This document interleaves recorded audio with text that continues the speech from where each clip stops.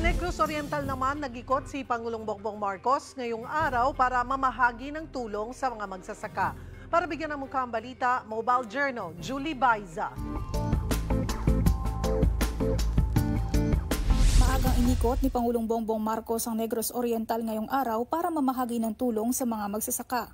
Higit 3,800 Certificates of Land Ownership Award o CLOA ang ipinamahagi sa Agrarian Reform Beneficiaries sa Central Visayas Region. Higit 7 milyong halaga rin ng farm machineries at equipment ang ibinahagi sa mga agricultural organizations sa lugar. Alam naman po namin na marami po sa inyo ay matagal nang nangangarap at nagsisikap upang magkaroon ng sariling lupa para sa inyong hanap buhay. Ito na po at tinutupad po natin ang pangarap ninyo. Ito po ay simbolo ng taus-pusong pasasalamat ng sambayan ng Pilipino para sa inyong walang sawang pagsisikap at katatagan sa pagsasaka sa ilalim ng init ng araw, sa gitna ng masamang panahon at sa harap ng maraming pagsubok.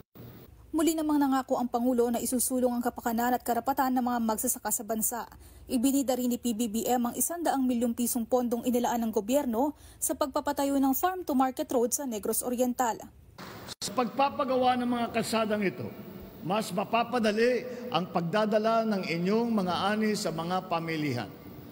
Lilikha rin ito ng mas maraming koneksyon sa pagitan ng mga sakahan, merkado, paaralan, tanggapan ng pamahalaan at sa mga bayan-bayan.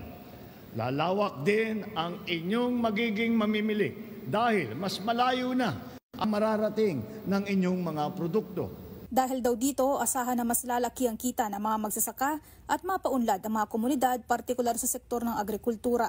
Ibinahagi pa ni PBBM na 2 hanggang 3 araw kada linggo ang ngayon inilaan na niya para sa pagbisita sa mga lugar sa labas ng Metro Manila.